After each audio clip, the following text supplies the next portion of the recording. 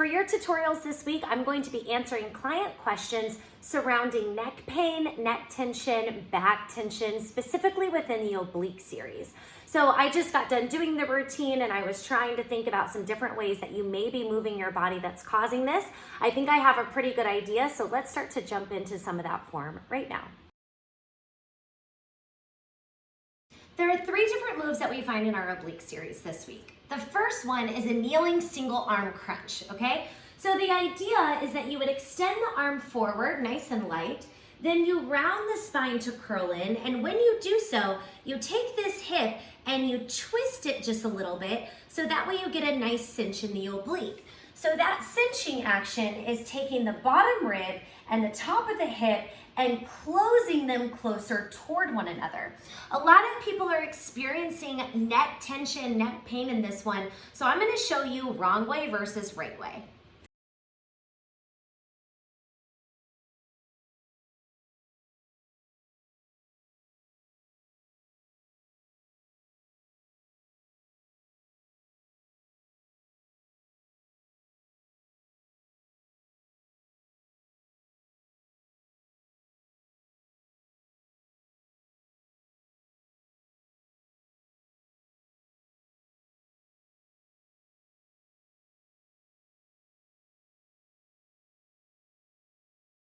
So breaking that down a little bit more with voice.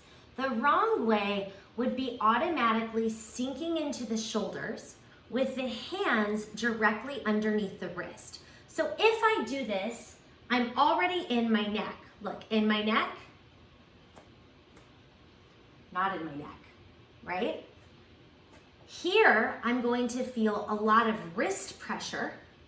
If I step the hands forward and lengthen, there is no wrist pressure in this wrist. See how light it is? If I have my hands in and I start here, when I reach forward, that's only gonna cramp up the neck even more. Right now, my shoulders are all in my ears. If I start with my hands more forward with the shoulders pulling down, when I reach the arm, I keep this length here at the neck. If I have my hands underneath me and I'm starting low, when I curl in, I'm gonna be tempted to really tighten up through the neck, dropping the chin in. It's almost gonna become an upper body. It's gonna become like a neck crunch instead of an oblique crunch.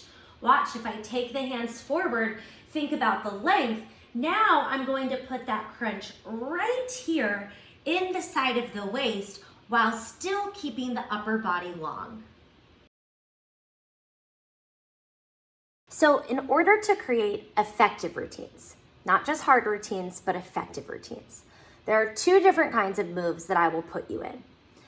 The first one is where the position forces the activity of the muscle. For example, a plank. If I put you in a plank, you're gonna feel it in your abs. Then it's up to you to draw your abs in deeper to make sure that you protect the spine. The other position is more like when we're talking about here. Okay, you're not just gonna round the spine and automatically feel the oblique. No, on your own, you have to put your mind into the muscle, think about physically contracting and engaging this area in order to feel it here. The position or the movement simply supports that activity. And right now, what's happening when you're feeling it in your neck is you're trying to let the position do all the work instead of first activating the muscle.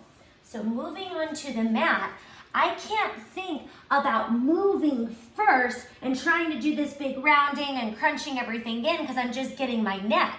Instead, I have to think about pulling in, finding my waist, gripping, and then letting the movement follow or support that muscle activity. The next position that we do is kind of a thread under. It's like a threading of the needle. So if this is where I am when I'm rounded, again, the hand is stepped forward, this wrist is nice and light, my neck is super long. From here, I'm gonna sit my hips backwards and take a little twist. Now, this hand that's long and straight is actually not very active. I think some of you are trying to keep too much weight in that arm and letting like your neck tighten up. But notice here, if I twist under, I could actually get rid of this hand. That's how light it is. So it's just fingertips on the floor. As I come up, it's from my hips. I lift my hips up and then create that twist once again. I really think, this is gonna sound silly, but I think some of you are trying to do too much, right? You're tightening up through the neck. You're trying to use all this arm. You're going back and forth, boom, boom, boom. Gotta relax into it a little bit more. So you find that little crunch of the waist, sit your hips backwards. Again, this hand is nice and light. Then lift yourself back up. If anything, your legs, so your butt and your quads, are working here to lower you and to lift you. If you are really tight in your neck, reminder, your neck is where you hold tension and stress. Here's what this series looks like, just a little bit smaller. So stepping the hands forward, release the neck, 1, curl, 2. Out, little hip. 1 and hold. Take it small, bring it under. Lift, lift, up, little, down, down, down, and up, up, up. That's plenty.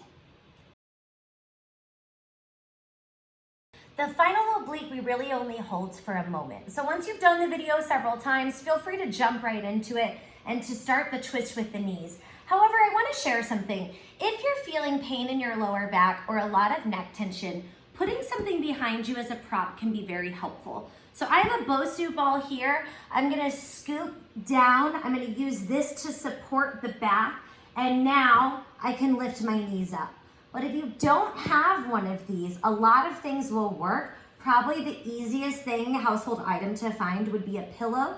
Also, if you have like a kid's inflatable ball around this size, that would also work. You can place that behind your back. It'll give you a little extra support. Think about scooping the belly in, and you can even focus on just holding this portion. It's about 45 seconds here. So you can hold, or you can work to extend a leg and bring it back in.